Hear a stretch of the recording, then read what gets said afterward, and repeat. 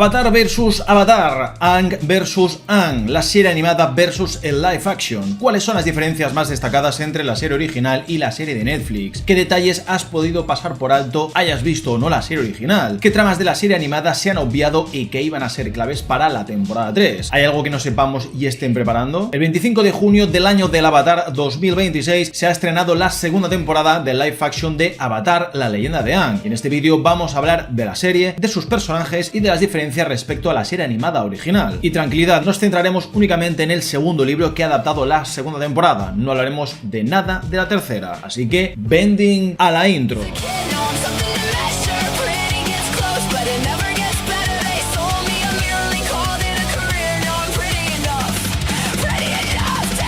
Muy organizados a vuestro maestro, ¿qué tal? ¿Cómo estáis? Espero que estéis bien, que estéis a gusto y que estéis preparados para mi análisis de la segunda temporada de Avatar, la leyenda de Aang en Netflix. Uno de los live actions más exitosos que tiene la plataforma y que a día de hoy podemos anunciar con entusiasmo y felicidad que podremos ver cómo finaliza. Esto lo digo básicamente porque la tercera temporada ya fue confirmada hace un par de añitos y se rodó junto con la segunda. Básicamente acabaron de rodarla a finales de 2025. Y es que básicamente la serie original, la que se centra en Aang, tiene únicamente 3 libros, que son 3 temporadas. Después de esto viene La leyenda de Korra, una secuela que a mí me parece una excelentísima continuación con unos grandísimos villanos por temporada. Yo os la recomiendo mucho, la tenéis todo en Netflix. Recordad que tenéis un par de vídeos de la primera temporada en el canal para refrescar la memoria y de paso recordar muchos detalles que creo que son necesarios para entender mi punto de vista en este vídeo. Ya, pero es que tu punto de vista me da igual, yo quiero que me cuentes la serie que no pienso ver porque me da mucha pereza y no tengo tiempo. Pues lo siento, este no es ese tipo de canal. Sobre la temporada en general, creo que no han mejorado mucho los problemas que tenía la primera temporada, y me explico. Esto lo comenté más en mis análisis de la primera temporada que te dejo en la descripción y por esta tarjetita la mar de hermosa que viene por aquí arriba. Los puntos buenos de la temporada siguen siendo los mismos que los de la primera, el bending o el dominio de los elementos. Visualmente me parece que lo siguen haciendo genial, porque se siente la gravedad y lo físico de cada uno de los elementos y en cada uno de los combates. A mí particularmente es algo que valoro mucho porque es que en la serie original, de las mejores cosas que tiene, por no decir todo, es la forma en la que los maestros dominan los elementos y los controlan a su voluntad. Creo que en este aspecto la serie ha sabido cumplir con creces, plasmando muchos momentos de la serie original a lo que es el live action, especialmente en el combate final bajo Ba Sing Se. El nivel artístico de la serie sigue siendo muy bonito, pero es que al igual que la primera temporada, tenemos un grave problema de suciedad que sigue sin resolverse. Pero bueno, esto ocurre con cualquier live action, incluido el de One Piece y cualquiera que saquen. Hay algunos personajes que, por no estar sucios, lucen peor que un cosplay friki, y esto te lo aseguro yo, que sigo a varios cosplayers cuya caracterización tiene tantísimos detalles que se ven más realistas que algunos personajes de la serie, como por ejemplo Abejita, la compañera de Jet que tiene esas marcas en las mejillas. Por mucho que te apliquen ese filtro gris a lo que es toda la serie para darle ese aspecto realista, que a mí me sigue sin funcionar a nivel visual, la suciedad sigue siendo para mí un problema. Y sé que esto te parecerá absurdo y creerás que no tiene importancia, pero yo te invito a que mires cualquier clip de la trilogía del Señor de los Anillos, la primera. Ya sé que el argumento aquí es que una película tiene mucho más presupuesto que una serie, y hoy en día es irrelevante. Primero porque si tuviésemos en cuenta la inflación respecto a los 2000, que es cuando se estrenó la trilogía de Peter Jackson, esta habría costado como unos 500 millones de dólares en total. Vamos, que cada película habría costado entre 170 y 180 millones cada una, así a lo bestia. Aún así, en su momento cada película costó unos 90 millones de dólares, por eso era conocida como la trilogía de bajo presupuesto más grande de la historia. Pues cuidado, porque la primera temporada de Avatar costó unos 120 millones y la segunda más o menos habrá ido por el mismo camino. Es que hoy en día una serie de alto presupuesto como esta suele costar entre 120, 150 y hasta 200 millones, y de Juego de Tronos ya ni hablamos. Así que yo creo que ciertos aspectos podrían haber sido mejores respecto a lo que es la primera temporada, pero el estilo visual es el que se ha escogido y es el que van a mantener sí o sí. Pensaba que habría algún tipo de cambio, pero como hemos visto no ha sido así. Y esto lo digo porque, igual que me pasaba con el live action de One Piece, que por cierto tenéis analizado al completo en el canal, no puedo con las escenas nocturnas. En esta temporada siento que se ha abusado muchísimo, pero muchísimo, de las escenas de noche. Y perdón si soy muy pesado con este detalle ahora al principio del vídeo, pero por mucho que tengas un televisor increíble, el nivel de fotografía e iluminación es que es terrible. Tenemos un reciente ejemplo como es el de Spider-Noir en Amazon Prime, que también tenéis análisis en el canal, donde las escenas nocturnas son una bendición en esta nueva era del filtro gris realista asqueroso. Y antes de que alguien me comente la típica de bueno, es que claro, como vas con gafas de sol, jaja, lo ves todo todo oscuro. No, seamos sinceros, ponte cualquier escena de noche, en cualquier pantalla y es que es imposible que no discutas. O sea, son lo peor de la serie. Es algo que no ha mejorado en nada. A todo lo que te estoy enseñando en este vídeo le he tenido que subir el brillo porque es que no se ve un carajo. Y uno de los momentos que más me duelen y que más esperaba ver adaptados es el del tío Airo cantándole esa canción al retrato de su difunto hijo en Lágrima Viva. En la serie original esto es con un atardecer tan precioso de fondo que explotas de la poesía que es que haga esto en la misma ciudad que él mismo atacó y casi conquistó, la misma donde perdió a su hijo. Ese atardecer que vemos en la serie original es la forma que tiene la historia de mostrarte cómo Airo, al vivir en Ba Sing Se con su sobrino, ha tenido que enfrentarse a su pasado y a lidiar con todo ese dolor que no ha superado del todo. Y es que el punto aquí de Airo es que aunque sepas que no puedes cambiar el pasado, puedes seguir adelante, ya que el dolor forma parte de la vida y puedes permitirte el lujo de recordar a quienes no están, pero al mismo tiempo seguir hacia adelante. Sabemos que por Airo su hijo murió en Ba Sing Se, ya que él lideraba el ataque y consiguió derribar la muralla exterior, algo que nadie había conseguido jamás. Pero es que la muerte de su hijo supuso un punto y aparte en toda su vida, cambiando radicalmente su pensamiento y su filosofía del día a día. Para mí ese atardecer es una forma de mostrarte cómo Airo ha conseguido superar un poco lo que es el dolor de la pérdida de su hijo, ya que ese atardecer representa básicamente el cómo su dolor cada vez es menor, pero ahí está, lo que se relaciona claramente con las hojas del árbol en las que está celebrando el cumpleaños de Lu Ten. Hay una escena además que se muestra en un flashback donde Airo celebra el cumpleaños de su hijo en un árbol que no tiene hojas, y en Ba Sing Se, en cambio, tenemos un árbol que podría ser el mismo, con muchas más hojas y al atardecer, sin que esté lloviendo. Que sea o no el mismo árbol, da lo mismo, porque el punto de todo este momento es que Airo, a lo largo de los años, se ha hecho más fuerte en todos los aspectos, a pesar de que lo de su hijo le siga doliendo 1000 años. Y es que antes de que su hijo muriese, su visión era la misma que la de la Nación del Fuego, pero tras la muerte de Lu Ten, esa falta de visión y sobre todo ese vacío emocional se llenó, como hemos visto, para poder convertirse en el personaje que vemos constantemente dándoles consejo a los demás. Así que el hecho de que todo esto ocurra de noche sin que apenas pueda verse nada, a mí me mata por completo, porque es que a mí personalmente me encanta cuando se toman decisiones cinematográficas relacionadas con el color. No es lo mismo una escena nocturna donde Airo nos dice en voz alta que puede ayudar a la gente de la ciudad que él mismo ayudó a destruir en su momento, que una con un poquito más de luz que nos transmita algo más de esperanza o un espíritu un poquito más fuerte e ilusionado. Joder, es que es la misma escena pero ejecutada de otra forma completamente diferente. Y como este ejemplo, muchos más, porque esto me lleva a hablar de uno de los puntos más importantes de todo, el del viaje. Una de las cosas más importantes para mí de la leyenda de Aang, por no decir la principal, es el viaje. Y con viaje no me refiero a ir del punto A al punto B. Me refiero a lo que es el viaje espiritual, el aprendizaje y el enfrentarte a unos problemas que te superan y que te obligan a luchar desde el lugar más difícil de todos, que es el centro, el equilibrio, lo que representa el avatar. Y esto te lo digo por Aang, porque en esta temporada sigue cometiendo los mismos errores que en la primera. Quizás estoy siendo más duro con esta temporada que con la anterior porque veo que han seguido con los mismos patrones, no mejorando ningún aspecto en concreto. Simplemente han seguido con la misma fórmula y ya está. Me ha pasado un poquito lo mismo que con One Piece, que como serie One Piece pues me gusta y está muy bien, pero jamás podrá igualarse a lo que es el anime y sobre todo el manga, pero es que en ningún aspecto. Simplemente el live action es un nuevo formato que resume y amalgama lo principal de una serie animada para que esa parte del público con prejuicios hacia la animación se entere un poquito de la historia y ya está. Y es que para mí los live action siempre serán eso, una especie de resumen de la Wikipedia que no te cuenta más que lo que debes saber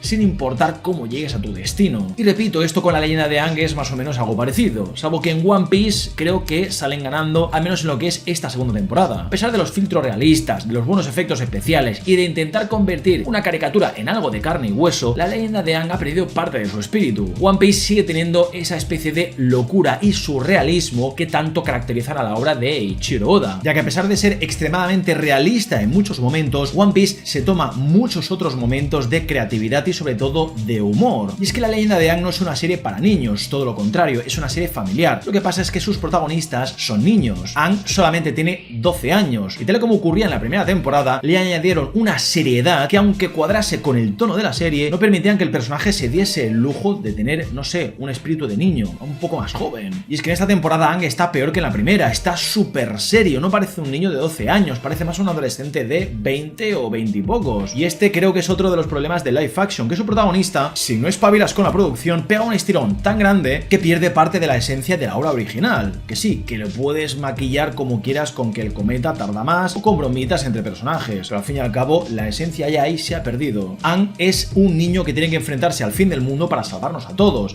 que tiene que aprender a controlar los 4 elementos con las dificultades que ello supone por su edad y experiencia, pero al mismo tiempo no tiene que perder ese espíritu que lo hace tan especial. Es que aunque el mundo esté a punto de ser conquistado por la Nación del Fuego, sigue siendo un niño que acabó congelado durante 100 años. Aquí, entre el estirón que ha pegado Gordon Cormier, que no ha ayudado nada a sentir lo mismo que la serie original, tenemos a un niño que no es aventurero, no es ingenuo y tiene un espíritu que no es tan divertido como la obra original, algo que creo yo era esencial para enseñarle a un mundo lleno de caos y de guerra que aún queda esperanza. Aquí está extremadamente serio, pero sobre todo está enfadado. O sea, madre mía, cuántos enfados hemos tenido en esta temporada, yo que no lo entiendo. El momento del final del equipo discutiendo por los fallos de cada uno no me ha gustado nada, o sea, yo no sé qué ha pasado aquí, pero pensaba que era buena idea y desde mi punto de vista no lo es tanto. Narrativamente sí, le veo la lógica, porque es el típico recurso de, mira, sepáralos para que cada uno encuentre unas carencias enormes en la soledad y así recordarán lo que es trabajar en equipo y lo que realmente importa en esta aventura. Pero no sé si me ha gustado que hayan explorado tanto esa parte oscura de Aang más que la luminosa. Y esto te lo digo porque lo podemos ver en el entrenamiento de Toph, donde en vez de tener una química entre los dos personajes, que al final son dos niños, hemos tenido una relación un poquito más tensa de lo normal. Llámame loco, pero al menos es lo que yo he percibido, La conclusión es que la serie como tal está bien, es una serie de aventuras, es diferente a muchas que se hayan visto, pero no le llega la suela de los zapatos a la original, y esto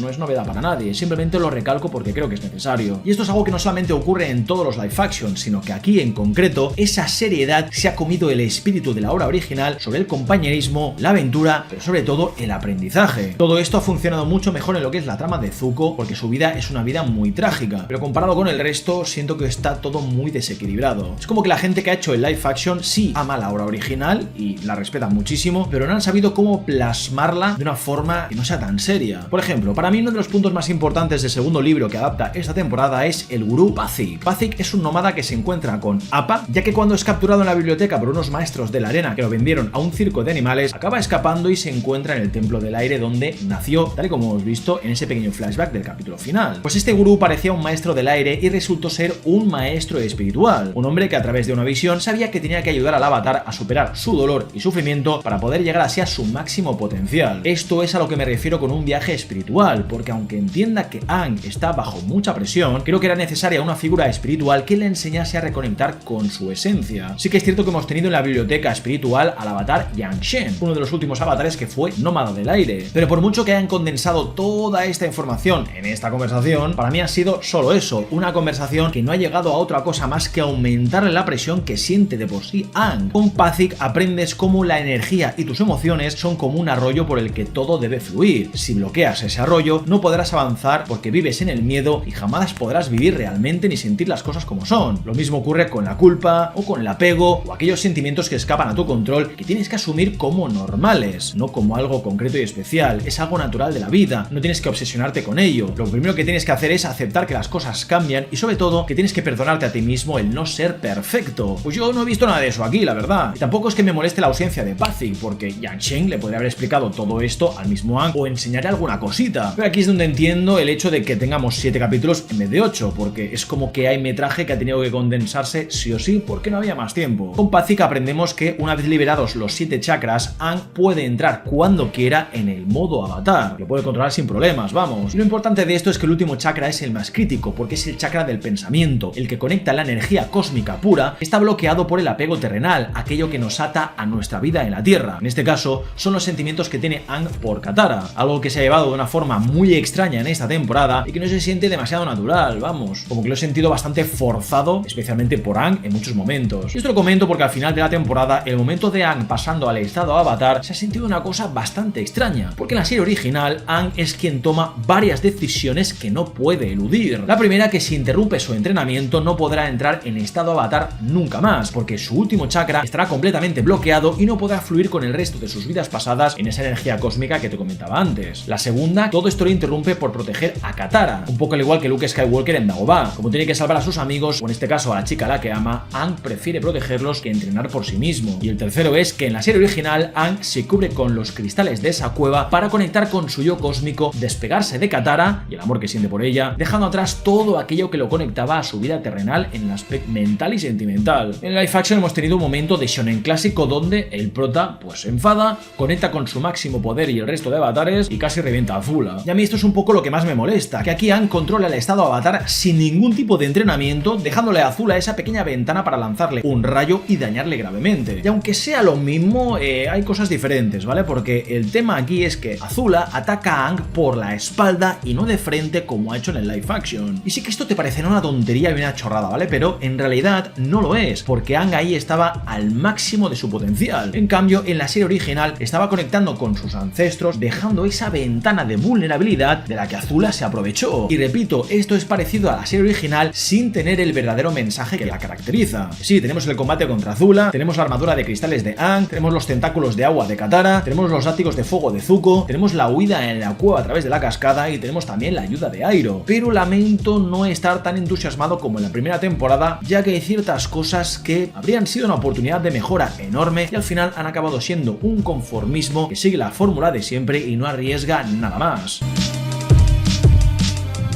El segundo libro gira en torno a cómo Aang tiene que controlar la Tierra y dominarla para seguir perfeccionando sus habilidades. La trama del segundo libro básicamente se centra en el viaje de Aang por un mundo que está en guerra, que en la serie han representado con esos refugiados que tienen que huir de la Nación del Fuego, buscar un lugar de paz. Pero como vemos, la guerra te sigue allá por donde vayas, a no ser que se detenga, claro está. Tampoco han especificado exactamente cuánto tiempo ha pasado de la primera a la segunda temporada, y la serie además se ríe de esto cuando Suki le suelta a Aang que ha crecido como el bambú, siendo casi más alto que ella. Aquí entenderemos que ha pasado bastante tiempo. Omashu ha sido conquistada y Bumi ha sido hecho prisionero, o sea que tampoco ha pasado demasiado tiempo. Como Aang necesita un maestro de la Tierra, ha pensado en su amigo de hace tanto tiempo, dándonos básicamente los mismos diálogos sobre los Jinx y los 85 tipos que existen, como Aang tiene que buscar a un maestro de la Tierra que espere y escuche. Y es que la clave de esta temporada es aprender que la Tierra se basa en esperar y en escuchar. Como Aang es de la Nación del Aire, donde son mucho más distendidos y relajados y viven mucho más en armonía con la naturaleza, tiene que ser mucho más serio y mucho más firme como la Nación de la Tierra. Tiene que sentir todo lo que le rodea y actuar en consecuencia. Como está volando, tiene que poner los pies en la tierra. ¿Se entiende la alegoría, no? Por eso Toph es la maestra ideal, porque al ser ciega, siente todas las vibraciones de aquello que la rodea, que toda vida emite. Bumi aquí además añade otro concepto muy importante en esta historia, que es el hecho de sentirlo todo, para no sentir nada y así sentirlo todo otra vez. Es como que el hecho de sacrificarse a uno mismo para proteger a los demás es la lección más difícil, aunque para el resto sea no hacer nada. Esto claramente es algo que no ayuda a Aang, porque suficiente peso en los hombros me lleva ya el pobre chavalín. En este viaje pasamos por el paso de la serpiente, que ha sido prácticamente lo mismo que el de la serie original, a excepción de que lo han adelantado en lo que es el tiempo sin que Toph los acompañe en este cruce. Esto además sirve para que veamos cómo a Toph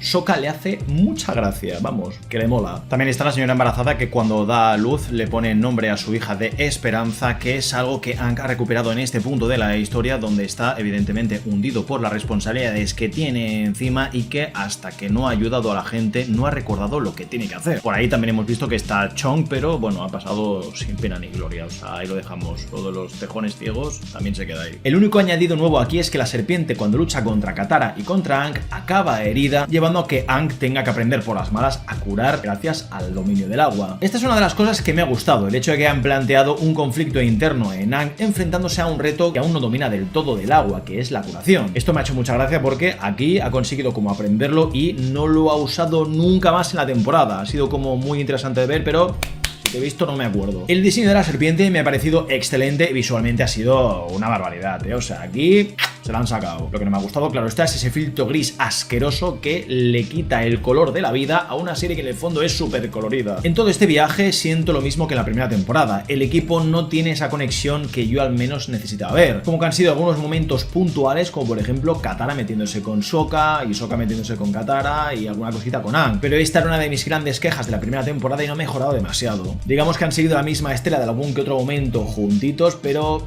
no siento que haya mucha química entre ellos, como por ejemplo si siento con One Piece. Quizás tú conmigo tampoco sientes mucha química, pero oye, te dejas un buen like si te está gustando este vídeo. Intento ser, pues no sé, constructivo en mi crítica, no hater gratuito, que madre mía cómo está internet hoy en día. Si estás en mi equipo puedes suscribirte si te molan análisis de series, películas y animes, que en alguna coincidimos seguro. Al igual que la serie, el equipo acaba en una lucha clandestina donde conocen a Toph, que como vive en una casa donde no la dejan ser ella misma, necesita luchar y usar sus poderes de la tierra en estos combates clandestinos. Aquí me ha parecido bastante absurdo absurdo el hecho de que el mayordomo de los Beifong, que es la familia de Toph y que tiene mucha influencia, se haya presentado en el torneo clandestino donde participa la hija de los señores a los que está sirviendo. O sea, por mucho que Toph se entre de sus pasos, el mayordomo no tendría que haberla reconocido al verla luchar en esa arena. En la original, Toph lucha de forma clandestina, rehuyendo de Aang porque no se fía de él, ni se quiere embarcar en una aventura por lo de sus padres, porque la tienen encerrada en casa y la sobreprotegen muchísimo por ser ciega. Que Aang haya descubierto que es una Beifong es por unas visiones que tuvo en un pantano que en la serie se ha obviado por completo y donde vio a un jabalí volador que es emblema de los Beifong, además de la risa de Toph, una risa que le llevó a conectar ambas pistas. Y esto es curioso, porque lo de la risa no lo he visto en casi ningún momento de la serie, y menos en Toph. ¿Tú has visto reírse a Toph en algún momento? Es que esto me da muchísima lástima, porque es de los personajes que ha sufrido para mí una adultización espectacular. Toph ha tenido una trama mucho más seria y mucho más trágica que en la serie original, que es algo que no me desagrada del todo, pero que choca bastante con el concepto que yo tenía del personaje. Ella está claro que quiere ser libre, pero debido a la sobreprotección de sus padres no puede irse. Sus padres en la serie original le pagan a un profesor que le enseña lo básico del dominio de la tierra, cuando ella, en realidad, es de las mejores maestras de la tierra que existen. ¿Y esto qué significa? Pues que cuando Toph revela que es una auténtica maestra, derrotando ella sola a la Roca y todos los luchadores de la arena que se habían compinchado para reclamar el dinero que Toph y Aang habían ganado, sus padres acaban sorprendidos de sus habilidades y aún así les da igual, la cuartan de la misma forma. Aquí en el live action se han centrado en el negocio familiar y cómo los Beifong tienen varias fábricas por todo el continente, participando sin saberlo en la industria armamentística de la Nación del Fuego. Este drama me ha gustado porque le han dado un conflicto a lo que es la madre y a la hija que creo que ha sido interesante y bastante diferente a la serie original, pero a pesar de esta diferencia no veo que haya estado mal el enfoque. Lo que no me ha gustado es la ultra seriedad de Toph. En vez de haber enviado a dos esbirros a lo que es el final de la temporada, ha sido la propia madre de Toph la que se la ha llevado de Ba Sing Se para que vuelva a casa y se encargue de sus responsabilidades. Ahí vemos cómo empieza su dominio del metal, algo que en mi opinión ha ido demasiado rápido. Eso sí, me ha gustado mucho cómo han representado sus sentidos auditivos, viendo a través de las vibraciones todo lo que pasa a su alrededor. Pero lo que es el dominio del metal habría necesitado un poquito más de sensibilidad, no sé, algún golpe más, un poco más de tiempo sintiendo lo que es el metal y cómo puede doblarlo. Esto lo digo porque el dominio del metal es muy importante en la secuela de La Leyenda de Korra, pero creo que es un live action que a corto plazo no vamos a ver, así que de momento queda en la versión animada. Ahora sí, el hecho de que Toph pueda dominar un elemento cuyo origen se remonta a las rocas y los minerales de los que se extraen los metales es importante porque ella es una de las mejores maestras de la Tierra y quien marcará un punto y aparte en su nación. Ahora sí, aquí la pregunta es, ¿han conseguido adaptar a la Toph de la serie original? Pues la respuesta es que no demasiado. Y es que creo que el problema aquí está en la seriedad de los personajes que te comentaba antes. No me ha convencido para nada que Toph haga enfadar a Aang en una fiesta de la realeza para que entendiese cuál es su punto al dominar la Tierra, teniendo un episodio entero en la serie animada que trata precisamente de eso. Uno donde Katara, que es el corazón del grupo, acaba enseñándole a Toph el refuerzo positivo que permite a Aang avanzar muchísimo en esta dominación.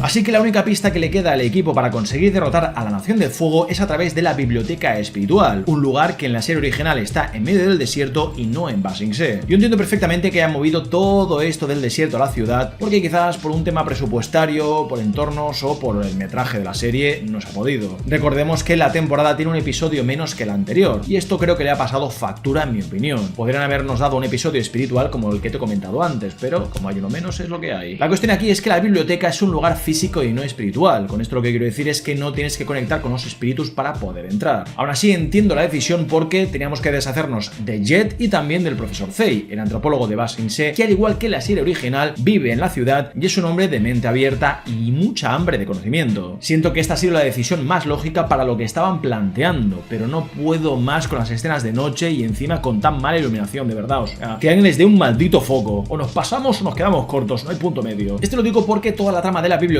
ocurre en medio de un desierto y no en plena noche que no se ve casi nada. Pero bueno, lo dejo ahí porque soy muy pesado. Aquí nos hemos reencontrado con Wan Shin Tong, la lechuza a la que vimos en la primera temporada y que menos mal que hemos tenido de vuelta. Yo ya lo dije en mi primer vídeo, como se saltase eso Netflix, yo me iba a enfadar muy fuerte. Aunque enfadarme he enfadado, pero no tanto. Esa lechuza era importantísima en la historia, ya que gracias a ella el equipo encuentra el pergamino que indica cuándo va a ocurrir el eclipse solar que va a debilitar a la Nación del Fuego. Me habría gustado que, al igual que en la serie original, todos y cada cada uno de los miembros tuviesen que hacer una donación a la biblioteca de conocimiento, porque si no, Washington no los dejaba entrar. El único que lo ha hecho en el live action es el profesor Zay, y esto creo que es un error porque la gracia de entrar en esa biblioteca es que compartas el conocimiento que tienes con todo el mundo. En esta subtrama también han incluido a Jet, que cuadra bastante con lo que hace en la serie original, ya que ahí persigue a Zuko y a Airo, ya que sospecha que son de la Nación del Fuego porque, como recordaréis, Jet odiaba a la Nación del Fuego por lo que le hicieron a su aldea. Aquí toda esa furia, en vez de contra Zuko, la ha descargado contra esos refugiados de la Nación del Fuego que sabemos desertaron de la guerra y que se pusieron del lado correcto de la historia, el llamado el Loto Blanco. Que Jet haya muerto en la biblioteca es algo que no me desagrada, al final su destino era ese, ya que en la serie original también se moría, sacrificándose por sus compañeros. La única diferencia aquí está en que en la serie animada Jet era adoctrinado por la policía del Daily, igual que Jodie y todos los espías de Long Feng. Eso es lo que ocurre en la celda que vemos en el episodio final, ya que al igual que en la serie original había muchas Jodies en esta escuela de adoctrinamiento de espías sustitutas. Aún así, yo creo que, aunque no esté mal lo del plano espiritual, el hecho de que Washington se los haya literalmente comido, a mí es algo que me perturba mucho, ¿vale? O sea, el profesor Zay en la serie original se queda en la biblioteca mientras se está hundiendo en el desierto porque es tan grande su hambre de conocimiento que podría pasarse toda la vida estudiando lo que hay ahí, aunque se muera en el intento. Que aquí se lo haya comido Washington, repito, es algo que me pone muy nervioso y que, por mucho que me cuadre con el mundo espiritual, es turbio de cojones, ¿vale? Y lo que tampoco me ha gustado es que Aang culpe tantísimo a Toph de haber perdido a Appa, y eso nos ha llevado a la discusión que hemos visto más adelante. Es que no me ha gustado este mal rollo. La leyenda de Aang no va de centrarse tanto en eso. Cuando han estado en Ba Sing Se hemos visto, igual que la serie original, que ahí no hay guerra, ya que tenemos a un hombre llamado Long Feng que controla al Dai Li, una policía secreta que mantiene el control en la población y le permite a Long Feng tener el poder sobre la ciudad por encima del rey. Aquí hay muchísimos, pero muchísimos cambios. Entiendo perfectamente que no podamos tener a Bosco, el oso mascota compañero del rey, por el gasto en efectos especiales que eso supondría. Por lo menos hemos tenido ese pequeño easter egg en ese lienzo que ve Sokka. Aún así me sabe fatal que la participación del rey en el acto final haya sido tan extraña y tan torpe al mismo tiempo. Es como que no se fía del avatar, pero sí de que lo que le enseñe Katara al revivir una flor. O sea, como el rey es florista, a través de su hobby podemos llegar hasta él como si fuese, no sé, un completo idiota. Por eso te comentaba lo del viaje, porque no es algo solo espiritual, también es algo del entorno, de las personas. No hemos viajado a ningún sitio más allá de Ba Sing Se, ya que prácticamente toda la acción de la temporada ha ocurrido en la ciudad. No hemos visto el pueblo que odiaba al avatar por culpa de Kyoshi, ya que la metodología que tenía ese avatar era súper extremista, protegiendo a los demás de aquellos que pusieran en riesgo a la gente, aniquilándoles. Gracias a ella existe la isla de Kyoshi. Tampoco hemos tenido el ataque de la Nación del Fuego con ese mega perforador que casi derriba las murallas y que demuestra el gran trabajo en equipo de los protagonistas. Pero para mí lo más importante es que no hemos tenido ese conflicto contra el Dai Li, donde Katara, Aang, Sokka y Toph tienen que enfrentarse al Dai Li, que les impide reunirse con el rey de la tierra, atacándoles con todo. Ahí es donde vemos no solamente el dúo de Toph y de Aang, sino también la gran mejora como maestro de la tierra del avatar, que se los papea a todos sin problemas. Y esto te lo digo porque son pequeños detalles que a mí particularmente me habría gustado ver, sobre todo por lo que al desarrollo de personajes se refiere. Y no hablo de Zuko y su pequeño viaje, hablo de Aang en general.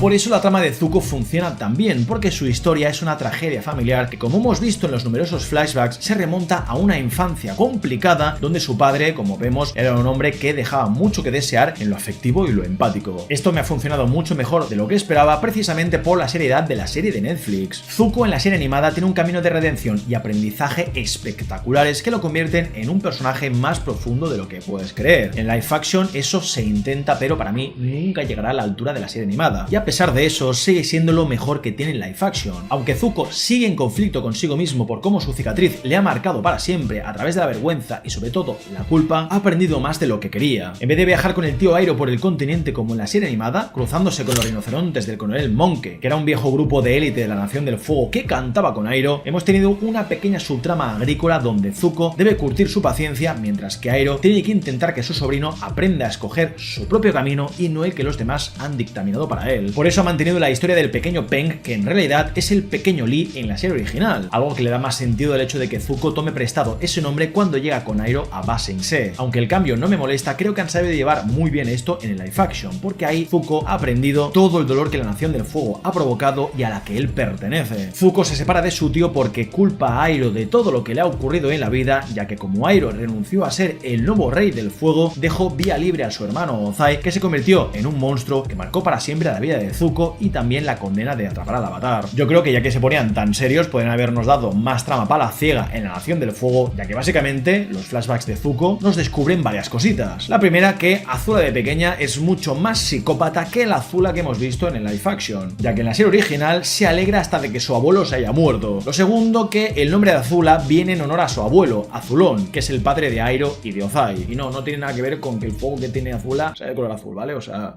no. Y lo tercero, Ozai conspiraba contra su hermano, vio en la muerte de su sobrino Luten la oportunidad de asesinar a su padre mientras dormía, después de convencerle de que él tenía que ser el sucesor, ya que Airo no estaba en su prime. Esto nunca se confirmó, pero claramente podemos entender que Ozai había matado a su padre porque ansiaba el poder y el trono. Pues todo esto no lo hemos visto, ya que Ozai solamente ha salido al principio de la serie para soltarle una machistada tremenda a su hija, dándole el control y el liderazgo del plan de Azula contra Ba Sing Se a un Noname del que nadie se acuerda. Esto lo digo porque le vende la moto a Azula de que tiene que atrapar a su hermano para traerlo a casa, ya que hay que reunir a la familia, porque no podemos estar separados. No porque hay algún tipo de conspiración o alguna movida como la serie original, no. De pronto, Ozai ha pasado de ser un hijo de la grandísima puta a un tío que, pues de pronto, tiene un corazón y quiere que su hijo vuelva a casa. Pequeños detalles. El viaje de Zuko es el de darse cuenta que la Nación del Fuego y por lo tanto su padre y todo lo que representa daña a las personas. Por eso existe el espíritu azul y por eso me gusta que el origen esté en las historias que le contaba su madre, porque le da un sentido muy diferente al que le da su padre. Digamos que el padre de Zuko le da un camino lleno de rabia, pero su madre le da uno donde puede proteger a los demás sin esperar nada a cambio. Aún así, la cuestión aquí es lo que le dice el tío Airo. Zuko tiene que escoger su propio camino y sus seres queridos tienen que aceptarlo y amarlo sea cual sea. Por eso es doloroso ver cómo al final Zuko decide aliarse con su hermana a pesar de que le haya explicado a Katara su dolor, su venganza y sobre todo el asco que siente de sí mismo. Al final, ver cómo hay una posibilidad de arreglar las cosas con su familia le lleva a tomar la peor decisión posible y a ponerse en contra de Katara, de Aang y de su propio tío. Airo sigue siendo lo mejor que tiene esta live action a pesar de que le hayan quitado esos momentos donde demuestra que sigue siendo el dragón del oeste, papeándoselos a todos. Aquí es como que a Airo lo ha mantenido en un punto mucho más bajo del que yo me esperaba. Que sí, que todo lo que es el lado espiritual, de consejero y de abuelete entrañable se mantiene, pero la parte guerrera, ¿dónde está? Por lo menos hemos tenido el momento de enseñarle a Zuko el tema del rayo y de cómo tiene que pasar a través de su estómago para que pueda digerir toda esa rabia y todo ese dolor y no por el corazón, porque si te pasa por el corazón puedes acabar muy mal, básicamente muerto. La toma de poder de Azula en Ba Sing Se no ha estado mal llevada, creo que ha estado mucho mejor desarrollada que en la serie original, donde sí también se anteponía a Long Feng, pero de una forma un poco más repentina. Aquí se ha sentido esa especie de Juego de Tronos, salvando las distancias, donde Long Feng perdía el control de la ciudad muy poco a poco, viéndose en la obligación de pedirle ayuda al Avatar después de haberle manipulado para que no hiciera nada con el rey. Esta es de las pocas subtramas que me han gustado más que en la original, especialmente porque la traición de Long Feng se ha narrado mucho mejor. No te lo han mostrado así nada más llegar. Espero que en la tercera temporada tengamos más momentos con Mei y Ty Lee, ya que en esta temporada tenían que ser simplemente presentadas. En la tercera es donde tendremos un poquito más de contexto de ellas. Mei, como vemos, sabe mucho de cuchillos y Ty Lee puede bloquear tu capacidad de dominar el elemento en cuestión, tocándote los puntos que, como sabemos, controlan tu energía y tu chi. Creo que como secundarias han cumplido con su cometido, acompañando a una Azula que, al igual que en la serie original, se disfrazaba de guerrera Kyoshi. Esto me habría gustado que hubiese sido de día o a media tarde, porque madre mía del amor hermoso, de verdad, he dicho que no, pero no puedo evitarlo, ¿vale? O sea, las escenas de noche son terribles, o sea, lo siento, pero es que o puedes hacerlo bien, o puedes hacerlo decente, o puedes hacerlo fatal. Es que es un nivel como el de Juego de Tronos, o sea, es que no se ve una mierda, y no hay discusión en este punto. De Azula me ha gustado mucho la historia de los dos dragones, Hageshi y Nihonshiu, dos dragones gemelos donde uno era el más grande y fuerte, y el otro en cambio era más pequeño y más débil, lo que le obligaba a cazar la comida con mucha dificultad. El otro, como era más grande, como había nacido con el don del tamaño y la fuerza, no tenía que esforzarse demasiado por cazar, simplemente le robaba a su hermano la comida y ya está, se aprovechaba de los demás. Como el pequeño dudó en un momento de su vida de matar a su hermano mientras este estaba durmiendo, acabó muerto como es lógico. Algunos ven esta historia como una metáfora sobre cómo hay que compartir para poder subsistir, y en cambio otros, como Azula, lo ven como una historia donde si dudas, mueres. Vamos, que si no atacas cuando tienes oportunidad, otro lo va a hacer por ti y vas a perder. Y me parece curioso porque nos explica esto y no aplica nada con su hermano, así que no le he visto mucho sentido a que nos cuente esta historia si después se va a liar con Zuko. Esto lo digo porque en la serie original hay varios encuentros entre los hermanos donde ya se está trabajando esta futura alianza, pero aquí siento que ha sido bastante más torpe y forzado. ¿Por qué después de todo lo que le ha dicho y hecho a Azula querría aliarse con su hermano? Pues por su madre, porque Azula, en vez de ser una psicópata cuando es pequeña, está al mismo nivel que Zuko, gritando que no se lleven a su madre cuando esta es raptada de su carruaje. La serie ha utilizado el recurso de su madre para redimir unir su vínculo y volverlos aliados en el combate final, que es algo que me ha parecido un buen giro de guión, pero repito, deberían haberlo desarrollado mucho mejor por lo que estaban representando del personaje de Azula. Después hemos tenido a Katara y a Sokka que, bueno, han estado correctos y poco más. Sokka no puede evitar sobreproteger a Suki por el trauma generado por la muerte de Yue en la primera temporada. Su relación creo que es lo peor que se ha llevado en toda la temporada, pero sin dudas, y eso que en la serie original, bueno, se hacía lo que se podía, pero mira, para hacer esto mejor que lo hubieses dejado como está, la verdad. Es que ni siquiera se han dicho ni adiós. Suki, en vez de estar con las Kyoshi, está trabajando en Ba Sing Se, ayudando a los refugiados a entrar en la ciudad, protegiéndoles de los ataques colindantes. Recordemos que el avatar Kyoshi era del reino de la tierra, de ahí su dureza en la personalidad y también su conexión con este dominio. Por eso en la biblioteca habla con Toph, algo que me ha gustado, pero tampoco lo he visto mucho sentido. ¿Por qué el avatar Kyoshi hablaría con Toph como si fuese su antepasada? De Sokka me han faltado más tonterías, porque al igual que Aang es un chaval joven que te clava las vaciladas como en la serie original, como cuando Katara le saca a esos dos parguelas la ubicación de la familia Beifong, pero cuando tiene que ser serio lo es en una historia que necesita respirar un poquito de la aventura más clásica. Pero más allá de eso, Sokka me ha fallado bastante en esta temporada. Katara, por otro lado, ha adelantado su trama de la dama pintada de la tercera temporada. En vez de hacerlo en una tribu que no te voy a decir nada de ella, lo ha hecho en Ba Sing Se. No niego que esto tiene sentido, porque lo que le explica una de las refugiadas sobre la flor y ese sentido de la responsabilidad para cuidar y proteger a los demás lleva a Katara a ayudar a los más débiles en Ba Sing Se. Lo que pasa es que siento que Katara ha pasado bastante desapercibida en esta temporada, y por eso no me gusta que haya discutido de esta forma con Aang, porque creo que los dos personajes es que no discuten de esta forma en ningún momento de la serie original. Si lo hacen, luego se reconcilian muy rápido. Pero es que al fin y al cabo la serie es la que es, una buena serie de aventuras para los que no han visto la serie original y no tienen interés alguno. Por eso este vídeo va dirigido a aquellas personas que sí vieron la serie original, pero también para aquellos que tengan curiosidad de ver cuáles son las diferencias. Para todo el mundo ya te digo que este vídeo no es. Por eso algunos me llamarán un llorón o un tipo muy exigente al que no le ha gustado la serie. Y la verdad no se lo voy a discutir, porque soy exigente, pero también soy coherente y realista, al menos con lo que es mi opinión. Creo que han hecho algunas cosas bien, pero muchas otras tendrían que haberse mejorado, especialmente por lo que es el mensaje de la obra y la actitud de sus personajes. Esto lo digo porque al igual que One Piece, que visualmente podría ser mucho mejor, es más alocada y surrealista en diseños y actitudes, con un humor que destila aventura clásica, algo que no le pasa a la leyenda de Aang. Supongo que aquí alguno me dirá, bueno, pues te miras la serie original y ya está, ¿no? Sí,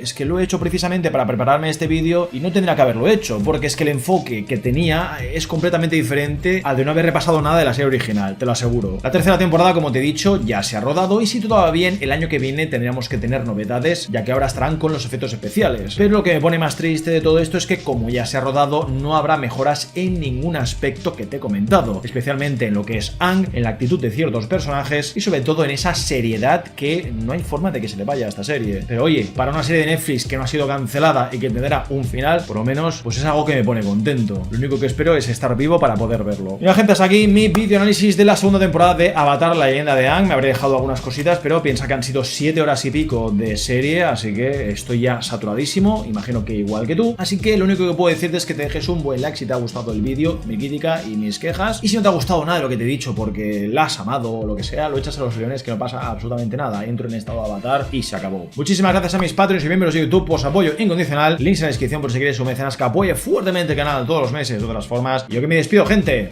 Un beso enorme, cuídate mucho, nos vemos como no en el siguiente vídeo de cine, series y anime.